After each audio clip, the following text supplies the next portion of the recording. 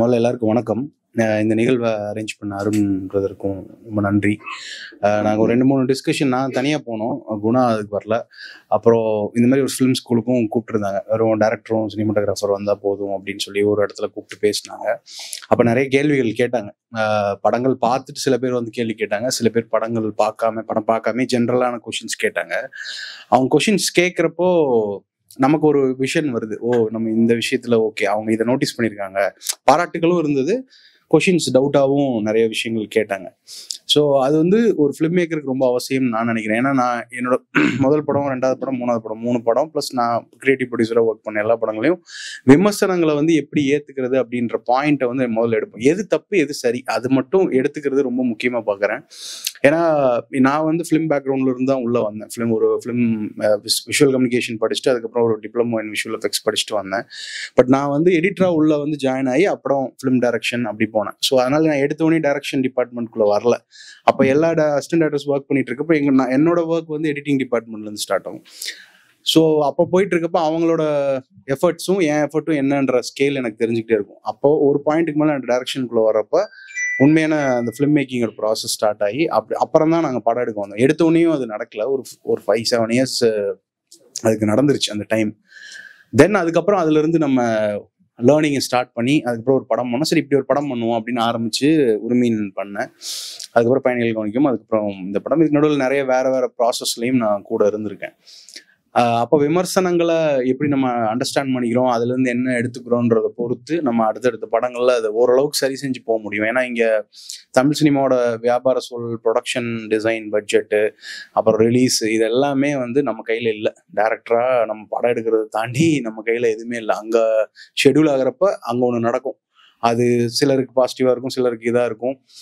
இப்போ அருண் பிரதர் சொன்ன மாதிரி ஓடிடியில் பயங்கரமான ஒரு ரீச் கிடைக்கும். ஸோ டிஃப்ரெண்ட் ஆஃப் ஒப்பீனியன் இருக்கும். பட் நம்ம வேலை அந்த ப்ராசஸை விடாமல் பிடிச்சி அதை பண்ணிகிட்டே இருக்கிறது அப்படின்றது மட்டும் மைண்டில் வச்சுக்கிட்டு ஒர்க் பண்ணிக்கிட்டே இருக்கோம். ஸோ இங்கே எவ்வளோ பேர் படம் பார்த்துருக்கீங்கன்னு தெரில, எவ்வளோ பேர் பார்க்கலன்னு தெரில. பார்த்தவங்களோட விஷன்லேருந்து என்னென்ன கொஷின்ஸ் வருதுங்கிறத நான் ரொம்ப வெயிட் பண்ணிட்டு இருக்கேன் கேட்கறதுக்கு. பார்க்காம இருக்கவங்களுக்கு ஜென்ரலாக வேற படங்கள், என்னோட வேற படங்கள் ஏதாவது பார்த்துருக்கலாம், இல்லை ஜென்ரலாக உங்களுக்கான கொஷின்ஸ் ஏதாவது இண்டஸ்ட்ரியோட பிச்சிங், ப்ராஜெக்ட் டிசைனில் அந்த மாதிரி ஏதாவது உங்களுக்கு தேவைப்பட்டாலும் கொஷினாக இருந்தால் கேளுங்க. அதுக்கும் என்னோட சைட்லேருந்து என்ன சப்போர்ட் பண்ண முடியும் பதில் சொல்கிறேன். இவர் ஏற்கனவே அது வந்திருந்தாரு, அந்த இதுக்கு வந்திருந்தாரு. நன்றி. உங்களோட கொஷின்ஸ் வெயிட் பண்ணுறேன். தேங்க்யூ.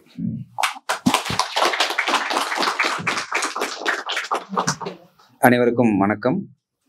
இது வந்து ஃபஸ்ட்டு மீட்டிங். நான் இங்கே உட்காந்துட்டு இருக்கேன். என்னென்ன எப்பயுமே அங்கே தான் உட்காந்துட்டு இருப்பேன் உங்களோட. அது எனக்கு ஒரு பெரிய, அதுவும் தமிழ் ஸ்டுடியோன்னும் போது எனக்கு ரொம்ப ஸ்பெஷல்.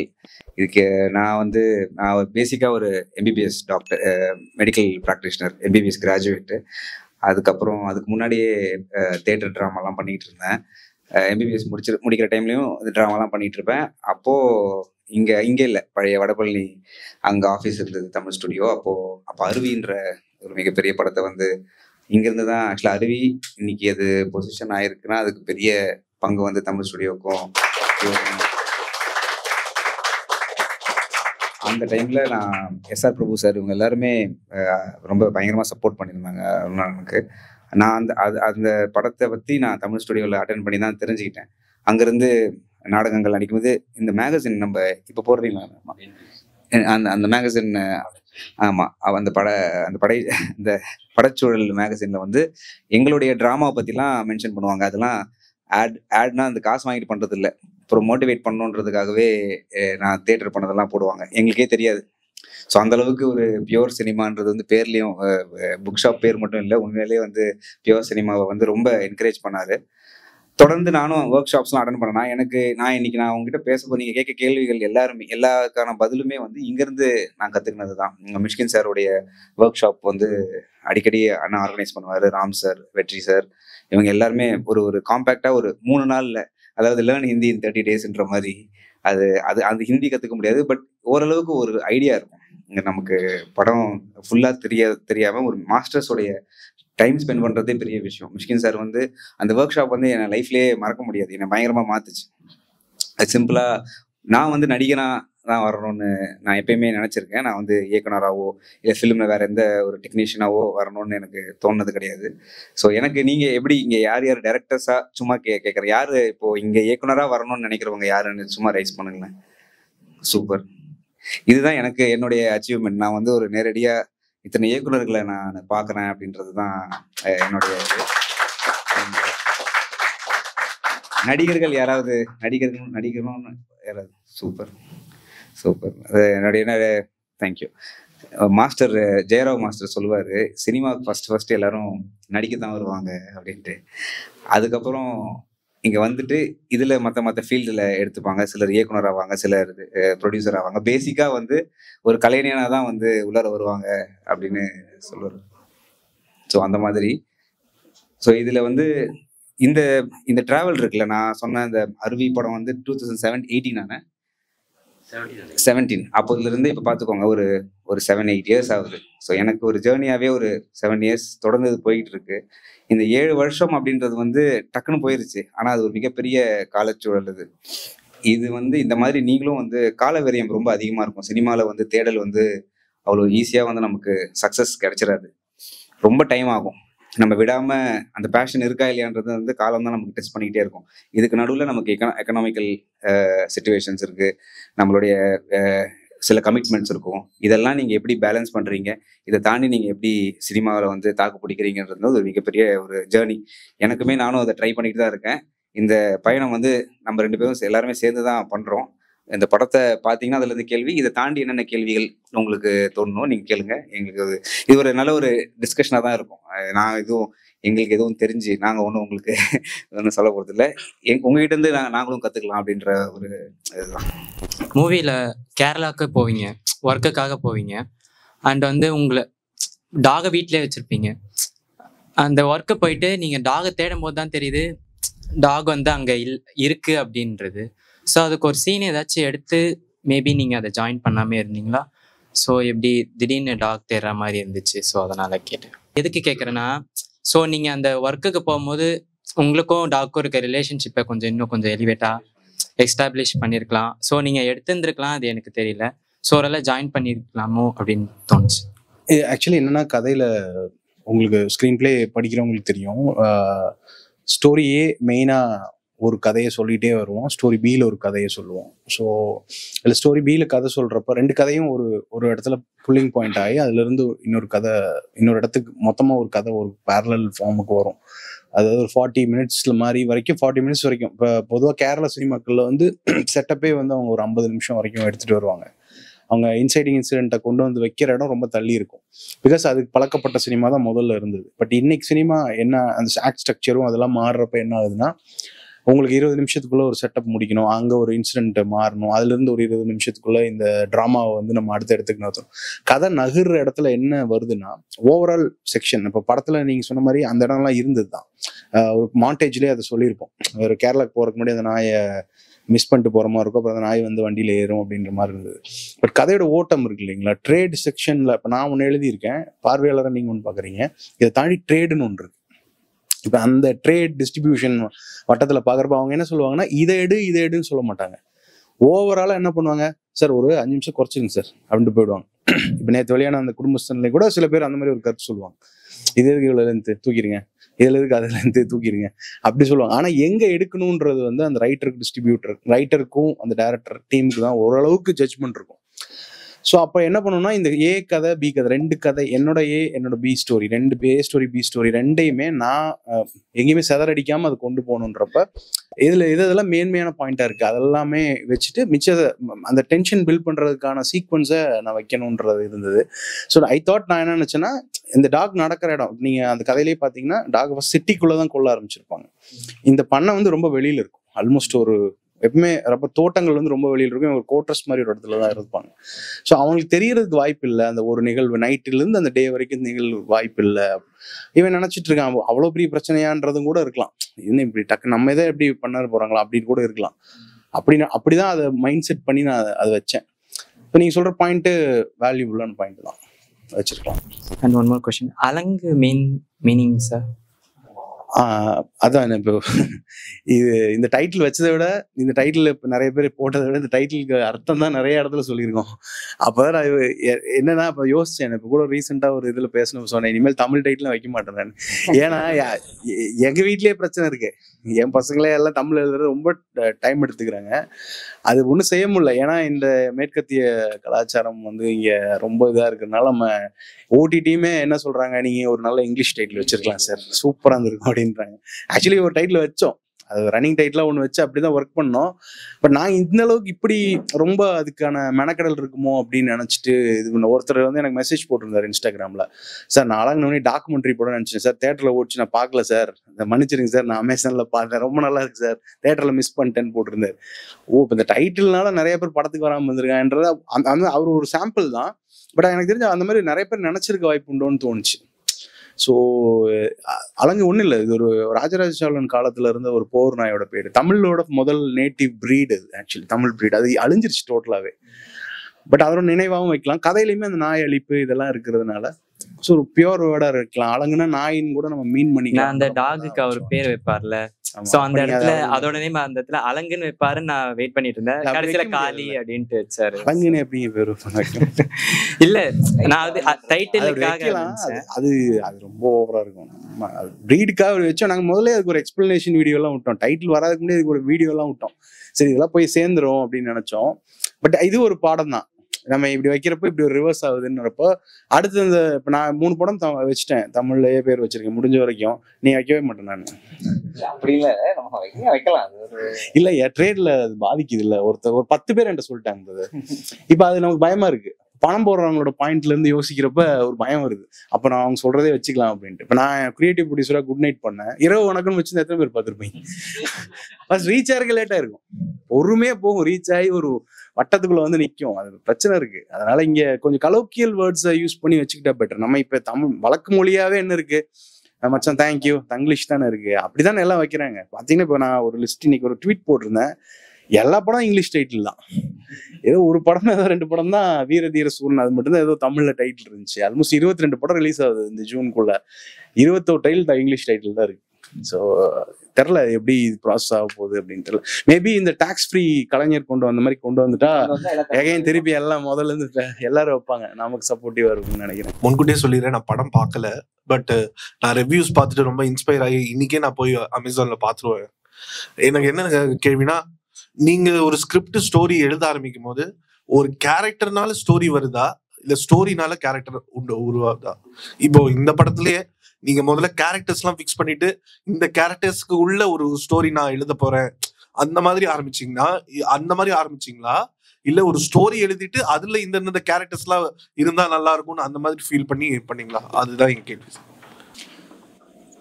இதுக்கு நிறைய பதில் மாறி இருக்கும். Film makers to film maker இதுக்கு பதில் மாறும். பட் என்னை பொறுத்த வரைக்கும் ஒரு இன்சிடென்ட் தான் நான் யோசிப்பேன். என்னோட ஒரு இன்சிடென்ட் எனக்கு எது ஸ்பார்க் ஆகுதோ அந்த இன்சிடென்ட் எனக்கு ஒரு ஹீரோவை கொடுத்துரும், ஒரு வில்லனை கொடுத்துரும், ஒரு கான்ஃபிளிக்ட் கொடுத்துரும். ஸோ அதுக்கப்புறம் இந்த கதையை நான் ப்ராசஸ் பண்ணுறதா வேணாமான்னு ஒரு முடிவு எடுப்பேன். இந்த கதை மாதிரி வேற ஏதாவது படங்கள் வந்திருக்கான்னு தேடி பார்ப்பேன். ஏன்னா ஒன்லைன் மாதிரி எனக்கு ஒன்று ஸ்ட்ரைக் ஆகும். நான் ஒரு சம்பவம் படிச்சிருப்பேன், இல்லை வேற ஒரு கதையை படிச்சிருப்பேன், இல்லை வேற ஒரு படம் பார்க்குறப்ப எனக்கு இந்த சம்பவம் தோணியிருக்கும், இல்லை என் ஃப்ரெண்ட் லைஃப்ல நடந்திருக்கும். இந்த மாதிரி தான் எனக்கு ஸ்பார்க் ஆகுறது இன்சிடென்ட் தான் நான் எடுப்பேன். இந்த நாய் கதையிலையுமே எனக்கு ஸ்பார்க் ஆனது என்னன்னா, நாயை நேசிக்கிற ஒருத்தன் வெறுக்கிற ஒருத்தன், அந்த பாயிண்ட் மட்டும் ஸ்பார்க் ஆயிடுச்சு. இதுக்கு செட்டப் எழுதுறப்போ நான் எனக்கு தெரிஞ்ச செட்டப் எழுதிக்கலாம். நான் கோயம்புத்தூர் பேக்ட்ராப்ல வளர்ந்தவன், அதனால அந்த ஸ்லாங்குள்ள போய்க்கலாம். முதல்ல தேனி தான் வச்சு எழுதலாம்னு யோசிச்சோம். அப்புறம் அதுல எனக்கு ஒரு நம்பிக்கை எல்லாம் இருந்தது. ஏன்னா நமக்கு தெரிஞ்சதே செய்வோம், ஏன் தெரியாத ஒண்ணு போட்டு எழுதிட்டு வம்பு அப்படின்னு சொல்லிட்டு தான் கோவையே வச்சு எழுதினேன். அப்புறம் கோவையை வச்சு எழுதுறப்ப இந்த கேரளா கதைக்கு எல்லாரும் கேரளாவில் நடக்கிற அந்த பாயிண்ட்டுக்கு எல்லாத்துக்குமே கேரளாவிலேயே அந்த சம்பவங்கள் நடந்திருந்தது. அதனாலதான் இன்ஸ்பயர்ட் பை ட்ரூ இன்சிடென்ட்ஸ்னு போட்டிருந்தேன். அந்த சம்பவங்களோட தொகுப்புகளை படிக்கிறப்பவும் அதை பத்தி பாக்குறப்பவுமே நமக்கு முதல்ல ஒரு பேசிக் ஸ்ட்ரக்சர் வந்துருது. தென் அதுக்கப்புறம் நம்ம அதில் கற்பனைகளை கொஞ்சம் ஆட் பண்ணலாம். நம்மளோட டீமோட சேர்ந்து பேசுறப்ப, ரைட்டர்ஸோட பேசுறப்ப அவங்க ஒரு சில பாயிண்ட்ஸ் எல்லாம் சொல்லுவாங்க. அப்புறம் திரைக்கதை இப்போ பேசிக்கா லேர்னிங் ப்ராசஸ் என்னன்னா ரொம்ப ஈஸி ஆயிடுச்சு. முதல்ல எங்களுக்கு அந்த மாதிரி இல்லை. சினிமா மாற ஸ்ட்ரக்சர் மாறிட்டே வந்திருக்கு. இப்ப ஸ்கிரீன் பிளே ரைட்டிங்ல என்ன பேசிக் ரொம்ப ப்ராப்பரா இருக்குன்னா, ஒரு 3Act ஸ்ட்ரக்சரை தான் எல்லாருமே எழுதுறாங்க. மிஷ்கின் சார்கிட்ட இருந்தா நாங்களும் வந்தோம்.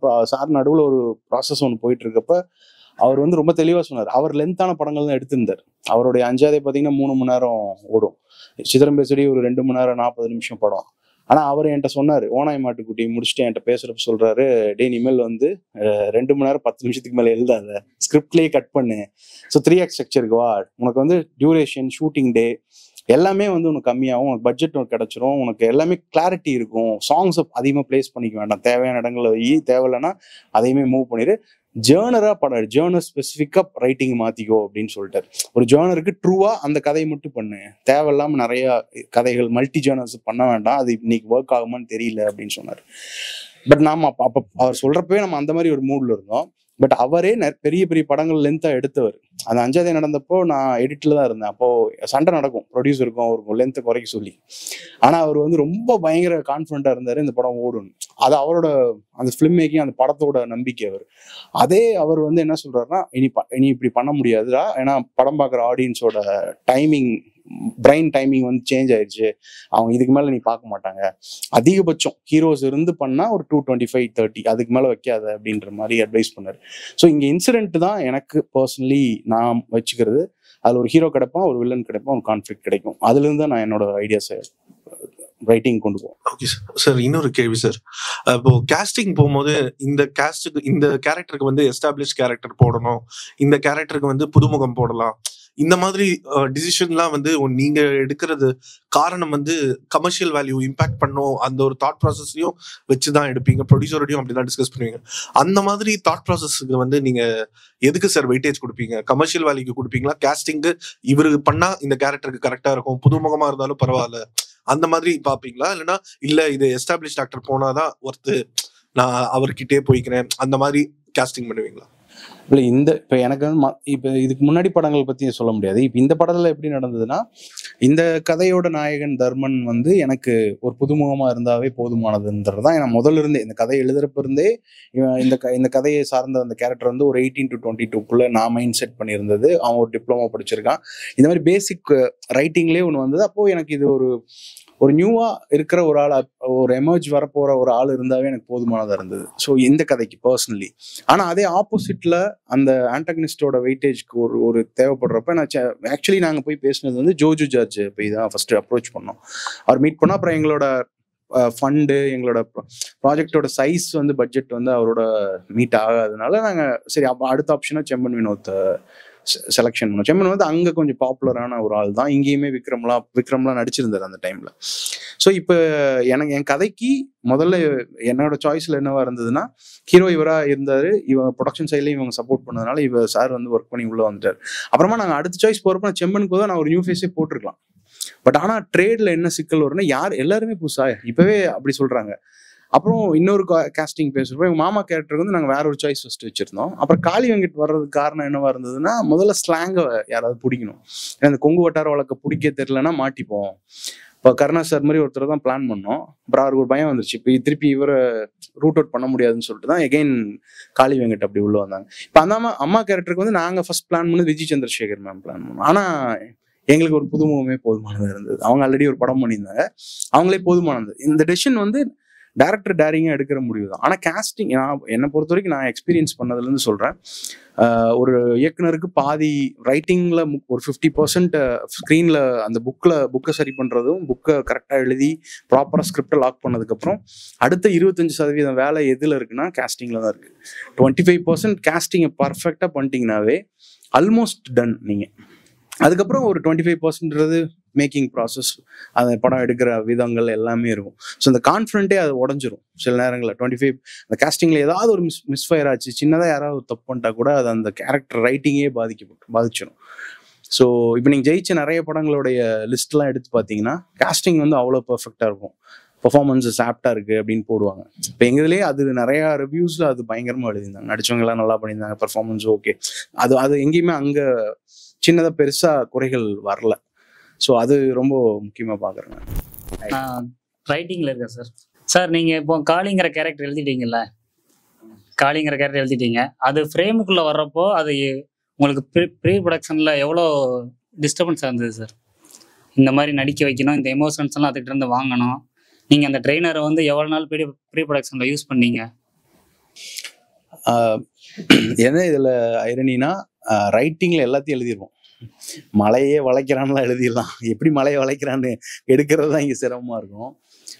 முதல்ல ரைட்டர் வந்து எதுக்குமே பயப்பட தேவை, முதல்ல எல்லாத்தையும் எழுதிடலாம். நம்ம எழுதுறப்ப ரெஸ்ட்ரிக்ட் ஆயிட்டோம்னா என்னன்னா நம்மளோட இமேஜினரி கட் ஆயிடும். இந்த இடத்துல ஒரு பட்ஜெட்னு ஒரு வார்த்தை நம்ம காதுல ஒழிச்சுக்கிட்டே இருக்கும்.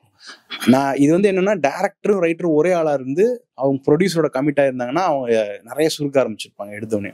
ஆனா ரைட்டர்னு ஒருத்தர் இருக்கானா அவன் தனி உலகத்துல இருப்பான். ஸோ அவனுக்கு வந்து இந்த எந்த பவுண்டரிஸுமே கிடையாது. அதனாலதான் நம்ம நாவல்ல படிக்கிறது எதையுமே வடிவமா மாத்திரப்ப இருக்கிற பிரச்சனை அங்கதான் வருது. ஸோ ரைட்டரா இருக்கிறதுனால நான் என்ன சொல்றேன்னா, முதல்ல என்ன வேணா எழுதிருங்க, என்ன வேணா எழுதிருங்க. அது வன்முறையா இருக்கு, அது ஏசிடிக்கிற வருது, அதெல்லாம் அடுத்த லாஸ்ட் பிரச்சனை, அதெல்லாம் அப்புறம் பாத்துக்கலாம். முதல்ல பவுண்டரியை உடச்சி எழுதி முடிச்சிருங்க. அது படிக்கிறப்போ இப்ப நான் படிக்கிறேன்னு வச்சுக்கோங்க, நீங்க என்கிட்ட ஒரு கதை எழுதிட்டீங்க, நான் அதை படிக்கிறேன்னா எனக்கு அது பயமா தாக்கணும்ல. அப்ப நான் டிசைட் பண்ணுவேன் இதுல எங்கெங்கெல்லாம் தேவையில்லாம ஒண்ணு நம்ம இது பண்ணலாம், இதை கொஞ்சம் ஆல்டர் பண்ணலாம், இது கொஞ்சம் அப்படின்னு போறப்ப ஓரளவுக்கு அந்த வடிவம் சிதையாம அந்த படம் வந்துடும். இப்ப நம்ம அங்கேயே சுருக்க ஆரம்பிச்சாதான் இந்த சிக்கல் வரும். ஸோ எனக்கு இதுல என்ன இருந்ததுன்னா, நான் என்னெல்லாம் நினைச்சேன்னா எல்லாம் எழுதிட்டேன். நான் எப்படி பண்ணுது அப்படி பண்ண ஆகும்னா எழுதிட்டேன். எல்லாம் எழுதி முடிச்சு பவுன்லாம் கொடுத்தாச்சு. இவங்ககிட்டயும் சொல்லிட்டேன். கடைசியா அவங்க ஒரு கேள்வி கேட்டாங்க, இது எப்படி எடுப்பீங்க அப்படின்னு ஒரு கேள்வி. ஐயோ இதுக்கு நான் பண்ணிடுவேன்னு ஒரு தைரியத்தை சொல்லிட்டு வந்துட்டேன். அப்புறம் அந்த நாய் கிடைக்கவே இல்லை. முதல்ல அந்த பிளாக் அண்ட் ஒயிட் டாக் போட்டோவெல்லாம் காட்டியாச்சு. அப்புறம் தேடிக்கிட்டே இருந்தோம். அப்புறம் ஒரு இடத்துல அந்த டாக் கிடைச்சிருச்சு. இப்போ அந்த டாக் பெர்ஃபார்ம் பண்ணுமான்னு தெரியாது. அப்புறம் கிடைச்சு ஒரு மாதிரி க்ரூம் பண்ணி எடுத்துட்டு வந்துட்டோம். பட் எப்பவுமே பொதுவா நம்ம மனுஷங்களை நடிக்க வைக்கிறதுக்கும் விலங்குகள் அது மாதிரி அனிமல்ஸ் எக்ஸ்ட்ரா ஃபீச்சர்ஸ் நடிக்க வைக்கிறதுல என்ன சிக்கல் இருக்குன்னா, அது வந்து நம்மளோட இயல்புல இருக்காது. முதல்ல அதை அண்டர்ஸ்டாண்ட் பண்ணிக்கணும் டீமா. முதல்ல சினிமாட்டோகிராஃபரோ மற்ற ஆக்டர்ஸ் கூட இவர் தான் அதிக நேரம் நடிச்சாரு. இவங்க ரொம்ப நேரம் அதை புரிஞ்சுக்கிறதுக்கு தன்மையாகும். அதனால முதல் கொஞ்ச நாட்கள் என்ன பண்ணிட்டா அதை ஷூட்டே பண்ணல, அப்படியே அதை ப்ராசஸ்லேயே வச்சுக்கிட்டோம். மாண்டேஜஸாக எடுக்கிறது, அதை வந்து அதுக்கு முதல்ல ஷூட்டிங் ஸ்பாட்டை எப்படி பார்க்குது, அது என்னவா இருக்கு, எப்படி டைம் எடுத்துக்குது, இந்த ப்ராசஸை உட்கிரகிக்கிறது தான் வேலையா இருந்தது. அப்புறம் ஒரு பாயிண்ட்டுக்கு மேலே அது புரிஞ்சிருச்சு. அப்புறம் அந்த ட்ரெயினருமே எங்களுக்கு பயங்கர சப்போர்ட்டிவா இருந்தாரு. அவர் ஸ்கிரிப்ட் கொடுத்துட்டேன், ஸோ இந்த இடம்லாம் இப்படி வந்தா போதும்னு இருந்தது. அது ரொம்ப ஒரு கொரில்லா ஃபிலிம் மேக்கிங் தான். அது நீங்க அதை வச்சுட்டு ஃப்ரேமுக்கு வெயிட் பண்ணி அது பண்ணிடணும். அதுவுமே ஒரு பாயிண்ட்டுக்கு மேலே எந்த ட்ரபிளும் பண்ணல. அது பாட்டுக்கு அது அழகா வந்து ஸ்க்ரீன்ல நிற்கும், நடிக்கும். அதுக்கு சில டெக்னிக்ஸ் எல்லாம் இருக்கு, அது சொல்ல முடியாது. அந்த டெக்னிக்ஸ் எல்லாம் வச்சுதான் அதை பண்ணோம். அது ப்ராப்பரா ட்ரெயினர்ஸ் வச்சுதான் நம்ம பண்ணோம். ஆனா ஆக்டர்ஸோடய அது மிங்கிள் ஆயிடுச்சு ஒரு பாயிண்ட்ல. ஸோ அது ஈஸியா ப்ராசஸ் ஆயிடுச்சு. முடிஞ்ச வரைக்கும் ஒரு 80 to 90% அச்சீவ் பண்ணிட்டோம். சில இடங்கள்ல அச்சீவ் பண்ண முடியல, பிகாஸ் அது காடாவும் மாறிடுச்சு. டெரைன் வேறையா இருந்திருந்தா இன்னும் கொஞ்சம் அச்சீவ் பண்ணிருக்கலாம். ஸோ அது இல்லாமல் அது நேட்டிவ் பிரீட். ஸோ ஒரு நாட்டு நாய் தான். எப்பவுமே சினிமாவில் பார்த்தீங்கன்னா ஜென்ரலான படங்கள், நீங்கள் இதுவரைக்கும் பார்த்த படங்கள் எல்லாமே ஒரு ஃபாரின் ப்ரீடோ இல்லை வேற ஏதாவது ஒரு பயங்கரமான ப்ரீடை தான் வச்சு நடிக்க வச்சிருப்பாங்க. ஸோ நம்ம நாட்டு நாயினங்கிறப்போ கொஞ்சம் அது கிராஸ் பண்ணிக்கிறதுக்கான டைம் கொஞ்சம் இருந்தது. ஆனால் அது ரொம்ப பாசமாக இருக்கும். அதுதான் அதனோட பெரிய பியூட்டி. அது கூடயே இருக்கும், என்ன சொன்னாலும் கேட்டு அப்படியே நடந்து நடிச்சுட்டு அப்படியே இருக்கும். சார் நீங்கள் இந்த கதை கேட்குறீங்களா சார்? இப்போ டேரக்டர் ரைட்டர்ஸ்னு வந்து கதை சொல்கிறாங்க. கதை சொல்கிறப்போ நீங்கள் ஜானர் ப்ரிஃபர் பண்ணுவீங்களா, இல்லைன்னா அந்த ஸ்டோரியோட அழுத்தம், நமக்கு எவ்வளோ நேரம் கொடுக்குறாங்க ஸ்க்ரீன் டைம், அந்த மாதிரி பார்த்தீங்களா சார்? எனக்கு வந்து அந்த கதை வந்து ஆர்டிஸ்டா என்னை தாக்குதா அப்படின்றது தான் நான் பார்ப்பேன். எப்படின்னா, நான் என்னோட லைஃப்ல அது கனெக்ட் ஆகணும். இந்த டாக் கதை ஏன் கனெக்ட் ஆச்சுன்னா, நான் ஒரு பேசிக்கான ஒரு டாக் லவர். அந்த அது வந்து அந்த ஜீவன் தான் நம்மளை வந்து கனெக்ட் ஆகும். அந்த ஜானரு இதெல்லாம் பார்த்துட்டு ஒரு ஆர்டிஸ்டால வந்து அது யோசிக்கவே முடியாது. எப்பயுமே ஒரு ஆர்டிஸ்ட் வந்து will be a bad chooser of films தான். நீங்க பார்த்தீங்கன்னா பெரிய ஆர்டிஸ்ட் எல்லாருமே வந்து எதுக்காக அந்த கதையை தேர்ந்தெடுக்கிறாங்கன்னே, இந்த படத்துல ஏன்டா அவர் நடிச்சாருன்ற மாதிரி இருக்கும். நடிச்சு முடிச்ச அப்புறம் ஏன் அவங்க ஜென்ரலாவே என்னை பொறுத்த வரைக்கும் ஒரு ஆர்டிஸ்ட் வந்து, நம்ம சினிமா இப்படிதான் இருக்கு.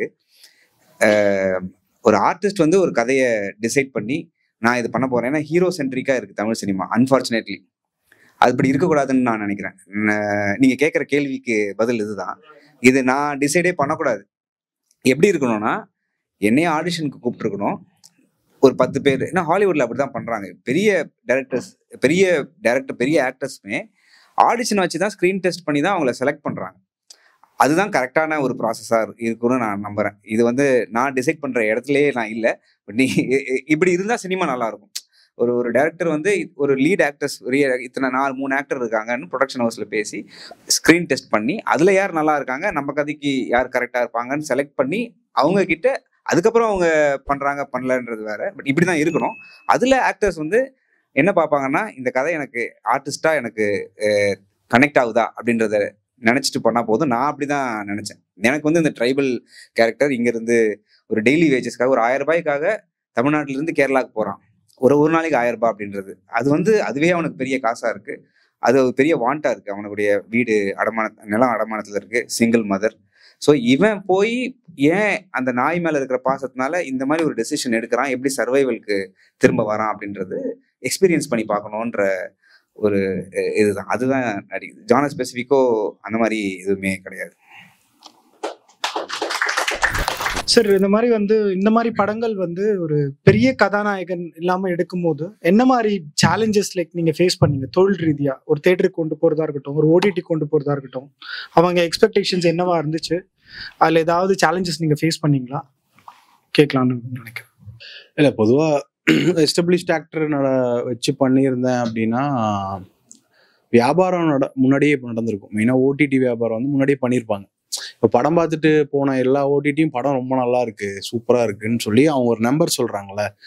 இப்போ குணா பிரதருக்கு ப்ரீவியஸ் நம்பர் கிடையாது, அதுதான் பிரச்சனை. இதே குணா பிரதர் போன படம் ஒரு ஹீரோவை நடிச்சு ஒரு 4 கோடி வியாபாரமோ 5 கோடி வியாபாரமோ அந்த படத்து மேலே இருந்திருந்ததுன்னா இப்போ அவங்களோட நாங்கள் சொல்ற வேலை 6 கோடியா இருக்குன்னு வச்சுக்கோங்களேன் எக்ஸாம்பிள். அதில் எங்களுக்கான அடக்கம் அடைஞ்சிருக்கும் படத்தில். ஸோ இப்போ எஸ்டபிளிஷ்டாக இருக்கிற பல ஆக்டர்ஸ்க்கு அது தொடர்ந்து நடந்துகிட்டு இருக்கு. அது வர்றதுக்கு ஒரு டைம் எடுக்கும். உடனே அது நடக்குமா அப்படின்னா இல்லை.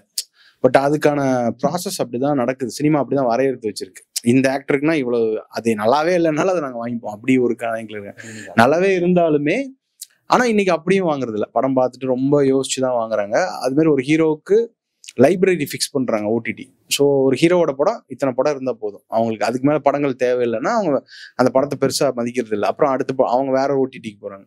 ஸோ எவ்வளவு நம்பர் ஆஃப் ஓடிடி இருக்குன்னா ஒரு 3-4 தான் அக்ரெசிவ் பையரா இருக்காங்க. அதில் ஒரு 3 பேர் தான் ரொம்ப அக்ரெசிவ் பையரா இருக்காங்க. ஸோ அவங்களுக்குள்ள என்ன டேர்ம்ஸ்ன்றது அவங்க ஒரு வருஷம் மாத்திக்கிட்டே இருக்காங்க டேர்ம்ஸை. ஸோ அதுல நம்ம ஒரு மாய வலையில விழுந்தது அந்த கொரோனா பீரியடுக்கு அந்த அடுத்த 1.5 வருஷத்துல ஒரு மாய வலையில போய் விழுந்தோம். தமிழ் சினிமா முழுக்க தியேட்டர் வியாபாரத்தை நம்பி இருந்த சினிமாவை ஓடிடி பக்கம் டைவெர்ட் பண்ணி இப்ப இல்ல திருப்பி சினிமாவை தியேட்டருக்கே கொண்டு போய் அங்கே விட்டுட்டாங்க. ஆல்மோஸ்ட் கை விட்டுட்டு ஓடி போற மாதிரி தான் அது. ஸோ இப்போ என்ன பண்றதுன்னு தெரியாம ஒரு சுச்சுவேஷன், குழப்பமான ஒரு சுச்சுவேஷன்ல திருப்பி இண்டஸ்ட்ரி ஓகே இனி தியேட்டருக்கான படங்களை தான் எடுக்கணும் அப்படின்ற மைண்ட் செட்ல எல்லாம் இப்போ கதைகளை ஒர்க் பண்ண ஆரம்பிச்சு வேற ஆப்ஷன்ஸ் போக ஆரம்பிச்சிட்டாங்க. இதே இந்த படம் எங்களோட எக்ஸாம்பிள் படி சொல்லணும்னா இந்த மாதிரி ஒரு 3-4 படம் தமிழ் சினிமாவில் பெரிய வெற்றி அடைஞ்சிருக்கு. இதே டெம்ப்ளேட் கூட ஒண்ணுதான், சேம் தான். மெயினா சொல்லணும்னா கோலி சோடாவுடைய முதல் பாகம் அந்த படம் லிங்குசாமி சார் அப்போ ரிலீஸ் பண்ணியிருந்தாரு. அது ஜனவரி 24 மாதிரி தான் ஒரு டேட்ல ரிலீஸ் ஆச்சுன்னு நினைக்கிறேன். அந்த படம் பெரிய வெற்றி அடைஞ்சது. அதுல பெரிய முகங்கள் இல்லை, ரொம்ப கம்மியான முகங்கள் இருப்பாங்க. அது ஒரு எக்ஸாம்பிளா எங்களுக்கு இருந்தது. அந்த படம் ஓடிச்சு அப்படின்னு. ஏன்னா அதே விஜய் மில்டன் சார் நான் ஒர்க் பண்ணப்போ அவரும் அதை சொன்னார் என்கிட்ட. அப்புறம் ரேணிகுண்டான ஒரு படமும் அதே சக்சஸ் ரேட் பார்த்த ஒரு படம். ஸோ நாங்கள் அந்த மாதிரி மைண்ட் செட்டு தான் இருந்தோம். பட் ஆனால் என்ன இருந்ததுன்னா அது நான் அங்கே பாயிண்ட் ஆஃப் தியேட்டரிக்கல் ஸ்க்ரீனிங் வர்றப்ப நாங்கள் நினைச்சதெல்லாம் ஒன்று இருக்கு, மக்கள் வேற ஒன்று நினைச்சிட்டே இருந்திருக்காங்க. மக்கள் இப்போ ஓடிடியில் படுறதுக்கு அவங்களுக்கு என்ன பிரச்சனை இருக்குன்னா ஆப்ஷனாக நிறைய இருக்கு. ஒரு டேபிளில் எல்லா பதார்த்தம் இருக்கிற மாதிரி ஏகப்பட்ட விஷயம் இருக்கப்ப அவனுக்கு பிடிச்சதை சூஸ் பண்றான்றப்போ மல்டிபிள் சாய்ஸஸ் போயிடுது ஒரு படத்தோட வியூவர்ஷிப். அப்போ எங்க படங்கள் கம்மியாயிடுச்சு, க்ரௌட் கம்மியா வர ஆரம்பிக்கிறாங்க. அது ஒரு படத்துல க்ரௌட் வர ஆரம்பிக்கிற டைம்ல இன்னும் 4 படம் பெரிய படம் வருது. அப்புறம் எப்படி போடுவான் தியேட்டர்ல? ஸோ தியேட்டருக்காரங்களுக்கும் ஒரு நெசசிட்டி இருக்கு, வாரம் பில் கட்டணும் அது இதுன்னு இருக்கப்போ அவங்க எந்த க்ரௌட் எதுக்கு ஏறுதோ, ஒரு அஜித் சார் படம் வருதுன்னா அதுக்கு போயிடுவாங்க. பப்ளிக்குமே அந்த பிரச்சனை கிடையாது. எங்களோட பிரச்சனைலாம் அவங்க பிரச்சனையே கிடையாது. அவங்க நான் போவேன், என்ஜாய் பண்ணுவேன், என்டர்டைன் பண்ணுவேன்றது ஒண்ணு. அப்புறம் அதை பத்தி ரொம்ப வாஸ்ட் ஏரியா. தியேட்டருக்கு ஏன் இன்னைக்கு குறைவா மக்கள் வராங்க, அதுக்குள்ள ஏன் இந்த வணிகம் முதல் மாதிரி இல்லைன்றது பெரிய வாஸ்ட் ஏரியா. அது பேசணும்னா கிட்டத்தட்ட ஒரு செஷனே தனியா பேசலாம், அந்த மாதிரி ஒரு ஏரியா. ஸோ இதான் சொன்னேன், எஸ்டபிளிஷ்ட் ஆக்டரா இருக்கப்போ இது கண்டிப்பா மாறி இருக்கும், இந்த ரிசல்ட் மாறி இருக்கும். இப்போ நாங்கள் அதை பொறுமையாக அச்சீவ் பண்ணுறோம், அவ்வளோதான். கொஞ்சம் கொஞ்சமாக எங்களுக்கு ரெவன்யூ ஆட் ஆன் ஆகிட்டே வந்துட்டே இருக்கு. இப்போ அதுக்கு அடுத்த படம் அவருக்கு கொஞ்சம் ஈஸியாக இருக்கும். இந்த அண்டர்ஸ்டாண்டை வச்சு அவர் இந்த அடுத்த படத்தோட பட்ஜெட் அது என்ன மாதிரி கதை பண்ணிக்கலாம் அப்படிங்கிற அட்வைஸ் வச்சுட்டு அவர் அடுத்த படத்தை மூவ் பண்ணிப்பார் கரெக்டாக. ஓவராலாகவே கேஸ்ட் எல்லாமே ரொம்ப நல்லா பண்ணியிருந்தாங்க. பட் இருந்தாலும் நான் நம்ம கேரக்டரில் நோட் பண்ணது என்னன்னா, அம்மாவுக்கு ஃபர்ஸ்ட் ஷாட் அந்த இதில் ஸ்டேஷனில் வைப்பாங்கல்ல சார், அப்போ இன்ஸ்பெக்டர் சவுண்டாக பேசினாலே அந்த அம்மாவுக்கு கேட்காத மாதிரி தான் ரியாக்ட் பண்ணுவாங்க எக்ஸ்பிரஷனோட. ஆனால் கேரளாலன்னு சொல்லிட்டு அவரை தேடி வரும்போது அம்மாவுக்கு எப்படி உடனே கேட்குற மாதிரி ரியாக்ட் பண்ணாங்க, அது ஒரு கொஸ்டினாக இருந்தது சார். இல்லை சத்தமாக தான் கேட்பாரு அவரு, இல்லை சத்தமாக ஹெட் கான்ஸ்டபிள் கேட்கறது சொல்லி அந்த சத்தமாக பேசினாலும் அவங்க ரியாக்ட் ஆகிற மாதிரி தான் இருப்பாங்க பேசினேன். பட் அந்த இடத்துல எதுவும் கேட்க மாட்டாங்க. ஒருத்தர் அவர் சொல்லும் போது தான் காது கேட்காதுன்றது அவங்களுக்கு தெரியும். ஆனால் லைட்டாக கேட்குற மாதிரி நீங்க சொல்லியிருப்பீங்க. இவரும் சில ஷார்ட்ல பேசும்போது அம்மா லிப்ஸை பார்ப்பாங்க, இவர் பேசும்போது லிப்ஸை பார்த்து நோட் பண்ணுவாங்க. இவரை தேடி வரும்போது கேரளால இருந்து அந்த நாயர் வந்து சொல்லும் போது ரொம்பலாம் ஷவுட்டா கேட்க மாட்டாங்க, அந்த நாயர் தான் பேசுவாரு. அப்ப மட்டும் அவங்க எக்ஸ்பிரஷன் கரெக்டா பார்த்துட்டு உடனே புரிஞ்சுக்கிறாங்களா, அது எப்படி? இல்லை ஜென்ரலாக அந்த காது கேட்காம இருக்கவங்க, நான் அதுக்கு முன்னாடி படம் வந்து இந்த டெஃப் அண்ட் டம் அவங்களோட தான் ஒர்க் பண்ணியிருந்தேன். ஸோ அப்போ அவங்க எப்படி ரீட் பண்ணுறாங்கன்னு பார்த்தா, இப்போ ஜென்ரலாக அதுக்கு படித்தவங்க ஒரு மாதிரி ரீட் பண்ணுவாங்க, கொஞ்சம் படிக்காம ஊர் சைட்லாம் இருப்பாங்க, அவங்க இந்த மாதிரி ஸ்கூல்ஸ்க்குலாம் வர மாட்டாங்க. அவங்க எப்படி ரீட் பண்ணுறாங்கன்னு ஜென்ரலாக போய் பார்க்குறப்ப அவங்க 2 விதமாக பார்க்குறாங்க. ஒன்று ரீடிங், உங்களோட லிப்பை பார்த்தே அவங்க சொல்லிடுறாங்க. இப்போ நான் அதனால தான் வச்சுப்பேன், ஒரு அரைக்காது தான் கேட்கும்னு வச்சுப்பேன். கேட்கும் அவங்களுக்கு சில டெசிபிள்ஸும் அவங்க திருப்பி அவங்களுக்கு ரிப்ளிகா பண்ற மாதிரி இருக்கும். அதனால தான் அங்கே கத்தி கத்தி தொண்டையை போச்சும்பாரு. இவர் பேசுறப்ப கூட கொஞ்சம் சத்தமாக தான் ஏற்றி பேசுவார், ஏன்னா இவர் ரொம்ப நாளாக கூட இருக்காருன்னு வச்சிருப்பேன். அந்த கேரக்டருமே ஆல்ரெடி அவங்களோட பழக்கத்துல தான் இருந்திருப்பாங்க. ஸோ அவர் பேசுறப்ப அவங்க ஒரு வார்த்தை கேட்பார், உங்க பையன் எங்கன்றது தான் கொஸ்டினா இருக்கும். நீங்க சொல்றது மாதிரி தான் நினைக்கிறேன். ஜீப்ல அவரோட கேரக்டர் சொல்லுவாங்க, அவரை தான் தேடி வருவாங்க, அவங்க பேர் சொல்லுவாங்க, ஆனா அவர் பேர் கேட்கறதுன்னு தெரியல, அவங்க டீ குடிச்சிட்டு தான் உட்காந்துட்டு இருப்பாங்க. அங்க கீழே உட்காந்துட்டு இருப்பாங்க பாத்தீங்களா, அவங்க எட்டி கூட அவங்க என்ன பேசுறாங்கன்னு சொல்லிட்டு பார்த்தோம்னா நாயரும் ஷார்ட் அங்க பாப்பாங்களே, அவங்க விட்டு இப்படி கவனிச்சுட்டு இல்ல சார், அவர் பேர் சொன்னவனையும் அவங்களுக்கு உடனே கேட்ட மாதிரி ரியாக்ட் பண்ணுவாங்க. அப்படியா? அந்த எக்ஸ்பிரஷன் ரொம்ப டீ கடைக்கு நான் எப்படி பாக்குறேன்னா, டீ கடைக்கு வரவங்க யாரு வராங்கன்றது பார்த்தா தெரியும்ல. அப்படிதான் நான் எங்களுக்கு ஆக்சுவலா இவ்வளவு டீப்பா நாங்க நோட் பண்ணவே இல்லை. இல்ல அந்த ஷார்ட் பார்க்கும்போது நீங்க உடனே ரியாக்ட் பண்ணிடுவாங்க அவங்க, ஏனுங்க இங்கதான் இருக்கு அப்படின்னு சொல்லுவாங்க இல்லையா, ஃபாஸ்டா வந்துருது இல்ல. அப்ப காது கேட்காதவங்க அந்த அளவுக்கு ஃபாஸ்டா சொல்ல மாட்டாங்கல்ல ப்ரோ, டைவர்ட் பண்ணி அனுப்ப மாட்டாங்கல்ல. கீழே உட்காந்து இருப்பாங்க, நாயர் பேசுவார் பிரதர். படத்துல கம்மி டிஸ்டன்ஸ் தான் இருப்பாங்க, இங்கதான் இருக்கு. பட் பரவாயில்ல, அது நீங்க இவ்வளவு நோட் பண்ணிருக்காருல்ல, அதுதான் நோட் பண்ணுவேன். ஏன்னா அவங்க ஸ்ட்ரக்சர், எங்க அம்மா வந்து ட்ரைப்ஸ் தான் தேனியில, அவங்கள பார்த்தாங்க. அந்த கேரக்டர் எங்க அம்மாவுக்கு ரொம்ப பிடிச்சிருந்தது, நான் கொஞ்சம் டீட்டெயிலா பார்ப்பேன். அதனால சூப்பர். இவ்வளவு ரெஸ்பான்சிபிளா நம்ம எப்போ வந்து நான் வந்து ஒரு ஒரு டைரக்டரோ ஒரு ப்ரொடியூசரோ வந்து நான் பார்க்க முடியும். அஸ் அ ரைட்டரா டைரக்ஷன் பண்ணுவேன்னா இல்லையான்னு எனக்கு ஐடியா இல்லை. அஸ் அ ரைட்டரா நான் ப்ரொசீட் பண்ணும் அப்படிங்கிற கோணத்துல பார்க்கல. நான் வந்து எப்போ, அதாவது எந்த சிச்சுவேஷன் கழிச்சு நான் வந்து போய் பார்க்கலாம், இல்லை மீட் பண்ணலாம், இல்லை அந்த மாதிரி கேட்குறேன். கதை நீங்க எப்போ ரெடியா இருக்கோ அப்போ நீங்க ரெடி பண்ணிட்டீங்கன்னா போய் பார்க்க. அஸ் அ ரைட்டரா என்ன சொல்றது, ஒரு டைரக்டரோட நான் ஏடியா ஒர்க் பண்ணணும்னு வச்சுக்கோங்களேன். அப்போ வந்து நான் எப்போ ஜஸ்ட் ஒரு கதை இருந்து அது ஒரு நல்லா பிச் பண்ண தெரிஞ்சு அப்பயே நான் ஒரு டைரக்டரோ இல்லை ப்ரொடியூசரோ போய் பார்க்கலாமா? அஸ் அ ரைட்டரா கேட்குறேன். டைரக்டரா நான் இன்னும் அவ்வளோ எக்யூப் ஆகல. அது எப்படி இல்ல, ரைட்டராகவே நீங்க உங்க கதையை முடிச்ச உடனே ஒரு டைரக்டரை பார்க்கறது தான் அது கரெக்டா இருக்கும். ஒருவேளை முன்னாடியே உங்களுக்கு சில இயக்குனர்கள் தெரிஞ்சதுன்னா அவங்க கூட சேர்ந்து ஒர்க் பண்ணலாம். இப்போ எப்படி சொல்றது, செல்ஃபி படம் நீங்க பார்த்துருப்பீங்க. செல்ஃபின்னு ஒரு படம், ஜி பிரகாஷ் சார், மதிமாறன் சாரோடைய இயக்கத்துல. அவர் வந்து நிறைய ரைட்டர்ஸோட ஒர்க் பண்ணுவார்.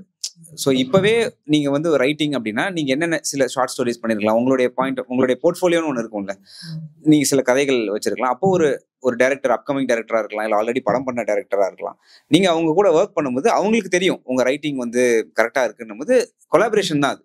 ரைட்டர்ஸ் வந்து நீங்க டைரக்டர்ஸோட கொலாபரேட் பண்றதை நீங்க எந்த பாயிண்ட் ஆஃப் டைம்ல வேணா இது பண்ணலாம், கான்டாக்ட்ஸ் தான். ஸோ நீங்க ஏடியாவை இருந்து கூட நீங்க ஒர்க் பண்ணலாம். அது உங்க கதை முழுமை பெற்ற போது ஃபுல்லா முடிச்சப்பறம் நீங்க டைரக்டர் கிட்ட போய் இது என் கதை நீங்க படிச்சு பாருங்கன்னு சொல்லலாம். எனி டைம் அது உங்களுடைய கட் ஃபீலிங் தான், எனக்கு இது போதும், நான் இதுல இருந்து நான் ஆக்சுவலா நீங்க பாத்தீங்கன்னா இப்ப பாரஞ்சித் இருக்காருல்ல, அவருக்கு வந்து ரைட்டரா தமிழ் பிரபா இருக்காருல்ல. ஆக்சுவலா அவர் வந்து எப்படி ரைட்டரா வந்தாருன்னா, அவர் யூஸ்வலாவே ஒரு பத்திரிகையாளர். அது இல்லாம அவரு 2 புக்ஸ் எழுதியிருக்காரு. இப்ப நான் என்ன கேக்குறேன்னா, இப்ப நான் வந்து ரைட்டரா போனோம் அப்படின்னா நான் ஒரு என்ன சொல்றது, ஒரு புக்ஸோ இல்ல நான் ஜஸ்ட் நீங்க கேக்குற கேள்வி எனக்கு புரியுது. இப்போ எக்ஸாம்பிள் எப்படின்னா, இப்போ அருண்ராஜா அண்ணா இருக்காரு, அருண்ராஜா காமராஜ் இயக்குனர் இருக்காரு இல்லையா. இப்போ அவர் வந்து எனக்கு நாங்க 2 பேரும் சேர்ந்து ஒரு படம் பண்றதா இருந்துச்சு. அந்த படத்துக்கான ஒர்க் போயிட்டு இருந்தது. ஒரு ப்ரொடியூசர் ஓகே பண்றாங்க, அண்ணன் இயக்குறாரு, நான் நடிக்கிற மாதிரி இருந்துச்சு. அப்போ அந்த படத்துக்கு ஒரு ஃபர்ஸ்ட் அசிஸ்டண்டா ஒருத்தர் வந்து சேர்றாரு, தமிழரசன் பச்சைமுத்து. சோ அசிஸ்டன்ட் டைரக்டரா தான் இருக்காரு. அவரு என்ன பண்ண போறாருன்னு யாருக்குமே தெரியாது. அந்த படம் நடக்கல. அதுக்கப்புறம் அருண்ராஜா அண்ணன் தமிழுடைய ரைட்டிங் நல்லா இருக்கு அப்படின்னு சொல்லிட்டு ரீடைன் பண்றாரு. சில நாட்கள் கழிச்சு ஒரு கனால வந்து அசிஸ்டண்டா தான் வேலை பாக்குறாரு. நெஞ்சுக்கு நீதி ரைட்டரா வராரு, லப்பர் வந்து இயக்குனரா வராரு. சோ ஒரு ரைட்டராவே இருக்கலாம், ரைட்டர் டைரக்டர் ஆகலாம். இது ஒரு ஜேர்னி தான். நீங்க நாளைக்கு நடிக்கலாம், ப்ரொடியூஸ் பண்ணலாம், என்ன வேணா பண்ணலாம். ஸோ இதுதான் எக்ஸாம்பிளாக நான் ரியல் லைஃப்ல இருந்து எனக்கு தெரிஞ்ச எக்ஸ்பீரியன்ஸ்ல சொல்ல முடியும். தமிழ் வந்து அசிஸ்டண்டாக தான் ஜாயின் பண்ணாரு, ரைட்டராக இருந்தார். லபர் பந்துன்ற ஒரு வெற்றி படம் கொடுத்துட்டாரு. அவருக்கு அது இயக்குனராக ஆகணுமா ரைட்டர் ஆகணுமான்றத அவர் தான் டிசைட் பண்ணணும். உங்க புரியுதா நான் சொல்றது? So you should start working with director. ஆமாம், எவ்வளோ சீக்கிரம் ஒரு இயக்குனர் எப்படியாவது ஒரு நல்ல இயக்குனரோ இல்லை உங்களுக்கு யார் தெரிஞ்சோ அவங்க கூட கொலாபரேட்டிவாக ஒர்க் பண்ணால் அது நடக்கும். சரி, ஜென்ரலாக கான்டாக்ட் எப்படி பிடிக்கும்? இதோ பியூர் சினிமா தமிழ் ஸ்டுடியோ இங்கே இங்கே இங்கே இங்கே நிறைய பேர், எனக்கு நிறைய கான்டாக்ட்ஸ் வந்து எனக்கு இங்கிருந்து தான் கிடைச்சிது. இப்படி தான் ஒர்க் ஆகும். ஃபர்ஸ்ட் ஆஃப் ஆல் என்டையர் டீமுக்குமே வந்து கங்க்ராச்சுலேஷன்ஸ் சார். என்னோட கொஸ்டின் சார் உங்களுக்காக சார். ஆக்சுவலாக 2 கொஸ்டின் இருக்கு. ஃபர்ஸ்ட் கொஸ்டின் வந்து இப்போ நீங்கள் ப்ராப்பராக ஷார்ட் டிவிஷன் போட்டுட்டு தான் நம்ம வந்து ஷூட்டிங் போகிறோம். ஸோ மேபி நம்ம போகிற இடத்துல வந்து அந்த இடத்துல வேற ஏதாவது ஒரு இந்த மாதிரி ஆங்கிள் வச்சா நல்லா இருக்குமேன்னு தோணும்.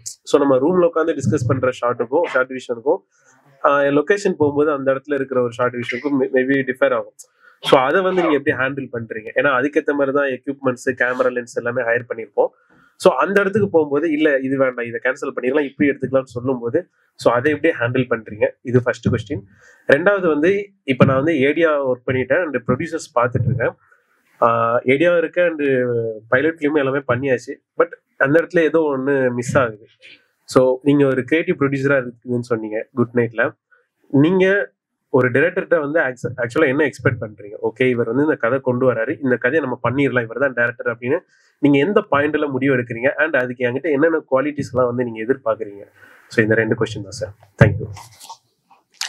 ஃபர்ஸ்ட் கொஸ்டின் வந்து ஷார்ட் டிவிஷன் பொறுத்த வரைக்கும் அது என்னோட பெர்ஸ்பெக்டிவ், என்னோட ஒர்க்கிங் ஸ்டைல். மொத்தவங்க எப்படி பண்ணுறாங்கன்னு தெரில. நான் ஒரு பேசிக்கான ஷார்ட் டிவிஷன் ஒர்க் பண்ணிவிடுவோம். ஸ்கிரிப்ட் பேப்பர்லேயே ஒரு நோட் பண்ணிவிடுவேன்.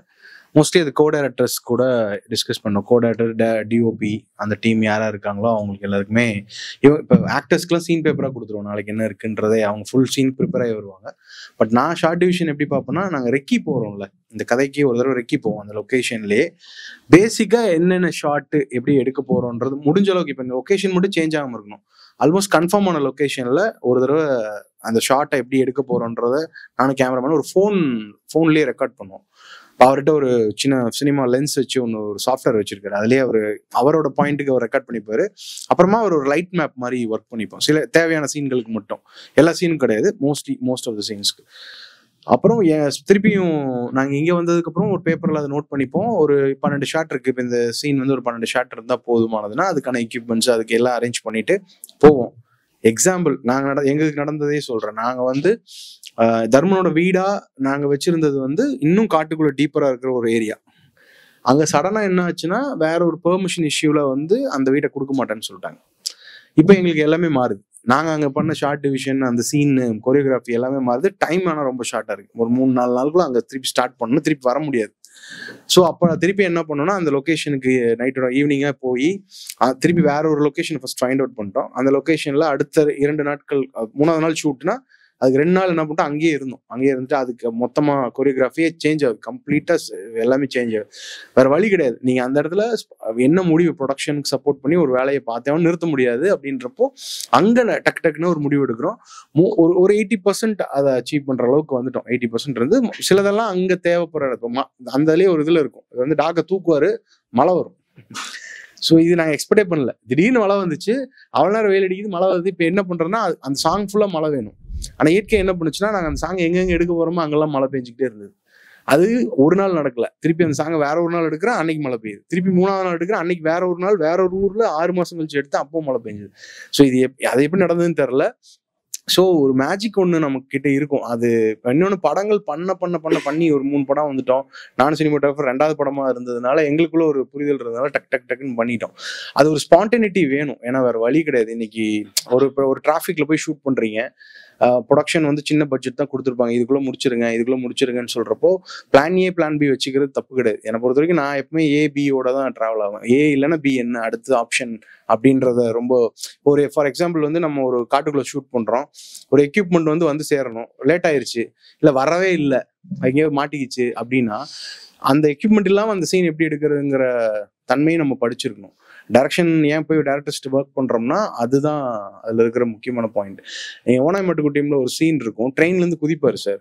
ஆக்சுவலி அது ஸ்டண்ட் டீம் இல்லை, ஆனால் சீன் படி சார் என்ன நினச்சிட்டாருன்னா லென்த்தாக ஒரு இவ்வளோ ஸ்பேஸ்லேருந்து குதிக்க போகிறோம், ஈஸி தானே, ஒரு பெட்டு வச்சு குதிச்சிடலான்னு நினச்சிட்டாரு. ஆனால் அங்கே போய் நடந்ததே வேற. ஏன்னா ட்ரெயின் போயிட்டே இருக்கு, கேமரா கீழே வச்சாச்சு, சார் என்ன பண்ணுறாருன்னா குதிக்கணும்னு நினைக்கிறாரு, குதிச்சா கன்ஃபார்மாக அடிபடும், ஃபுல்லாக கல். நாங்கள் லொக்கேஷன் பார்த்துட்டு வந்த இடம் வேற ஒரு இடம், லொக்கேஷன் பார்த்துட்டு நாங்கள் நின்ன இடம் வேற ஒன்று, ட்ரெயின் ஆனால் அங்கே நிற்காது அப்படின்னு சொல்லிட்டாங்க சட்டம். அது ஏதோ சிக்னல் இஷ்யூ நிற்காதுன்ட்டாங்க. இப்போ தள்ளி ஒரு இடத்துல லேண்ட் பண்ணோம். இப்போ தள்ளி போய் லேண்ட் பண்ணால் அது ஹைட்டு ஜாஸ்தியாக இருக்கு. இப்போ அவர் விழுந்தாருன்னா கண்டிப்பாக அடிப்படும். இப்போ அவர் ஒரு முடிவு எடுத்தார், என்ன பண்ணுறாரு, உள்ளெல்லாம் இதெல்லாம் வச்சுக்கிட்டு ஒன்று பண்ணிட்டு அப்புறம் அதில் கொஞ்சம் ஹைட் எல்லாம் ஏற்றணும்.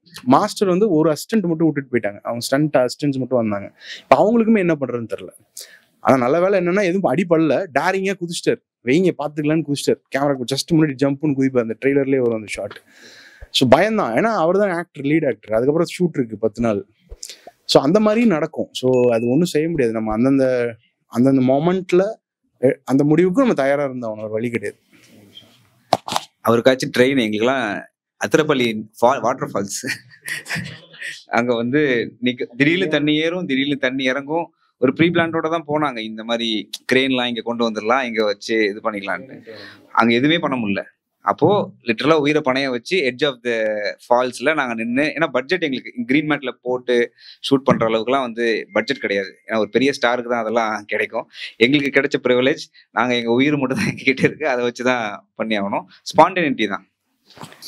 சொல்லியிருந்தேன் இல்லைங்களா, ஆக்சுவலாக இப்போ நீங்கள் ஒரு கிரியேட்டிவ் ப்ரொடியூசர், இப்போ நான் வரேன் அப்படின்னு அந்த மாதிரி. இப்போ ஜென்ரலா இப்போ ஒர்க் பண்ண படங்கள்னு சொல்றேன். இப்போ நான் முதல்ல இப்போ நீங்க யார்கிட்ட ஒர்க் பண்ணீங்கன்னு தெரில எனக்கு. ஒர்க் பண்ண ப்ரொஃபைல் நான் மெயினாக ஒரு பார்ப்பாங்க. இப்போ நான் வந்து ஒரு ப்ரொடியூசருக்கும் அந்த இயக்குனருக்கும் நடுவில் இருக்கேன். ஸோ அந்த ப்ரொடக்ஷன் டீமுக்கோ அந்த இன்வெஸ்டருக்கோ நான் அந்த ப்ராஜெக்ட் எடுத்துகிட்டு போய் கொடுக்குறப்ப அவங்க என்ன முழுசாக நம்பி அந்த ப்ராஜெக்ட் என்கிட்ட ஒப்படைக்கிறாங்க. இதுதான் லாஜிக். அதில் இப்போ ஸ்டுடியோஸ் வந்து பண்ணுற ப்ராசஸ்மே அதுதான். பாம்பேல இல்லை ஈவன் ஓடிடி பிளாட்ஃபார்ம்ஸ் கூட டேரக்டர்ஸ்க்கு ஏன் படங்கள் கொடுக்குறாங்க, அவங்கள கிரியேட்டிவ் ப்ரொடியூசராக போட்டு அவங்க இன்வெஸ்ட்மெண்ட்ஸ் டேரக்டருக்கு கொடுத்து தான் அந்த படத்தை வாங்கிக்கிறாங்க. அதுக்கு மெயின் காரணமே ஸ்கிரிப்டை வந்து அவங்க சூஸ் பண்ணுவாங்க, கரெக்டாக அதை மெயின்டைன் பண்ணுவாங்க, எடுத்துருவாங்க. அவங்ககிட்ட ஒரு ப்ரொடக்ஷன் டீம் இருக்குது, அதை வச்சு தான் இப்போ அது இயங்கிட்டு இருக்கு. பாம்பேல இருக்குது, தெலுங்கு வந்துச்சு, இப்போ அப்படியே தமிழ்லையும் அது பரவிட்டு இருக்கு. அதில் என்ன ஒரு ப்ளஸ் அப்படின்னு கேட்டிங்கன்னா, அந்த டேரக்டராக இருக்கவங்களே உங்களை சூஸ் பண்ணுறப்ப என்ன கிரியேட்டிவ் ப்ரொடியூசராக இருக்கப்போ என்ன ப்ளஸ்னா, உங்களையும் அவங்களே பேலன்ஸ் பண்ணுற அந்த இது வந்து ஓரளவுக்கு தன்மை கிடைச்சிரும். முடிஞ்ச அளவுக்கும் டேரக்டருக்கு எவ்வளவு சப்போர்ட் பண்ண முடியுங்கிறது தான் முதல்ல பார்ப்போம். பட் ப்ரொடியூசருக்கும் நம்ம சப்போர்ட் பண்ணுவோம், இல்லைன்னு சொல்லல. பட் ரெண்டு பேரையும் அழகாக பேலன்ஸ் பண்ணும். ஸோ இப்போ அதுக்கு மெயினாக அவங்க பார்க்குறது என்னவா இருக்குன்னா, experience of the film maker. For example, நீங்கள் 2 படம் ஒரு நறுக்குன்னு 2 படம் பண்ணியிருக்கீங்க, ஒரு 2 படத்துலையுமே உங்களுக்கு நல்ல ஒர்க் தெரிஞ்சிருக்குன்னு ஒரு விஷயம் தெரியிறப்போ, முதல்ல நான் எப்படி பார்க்குறேன்னா, ஒரு சினாப்சிஸ் வாங்கி படிப்பேன். ஜென்ரலாக வர சொல்லுவேன், சினாப்சிஸ் வாங்கி படிப்பேன். எனக்கு தெரியாத நிறைய பேர் வந்து சொல்லியிருக்காங்க, கதை சொல்லியிருக்காங்க.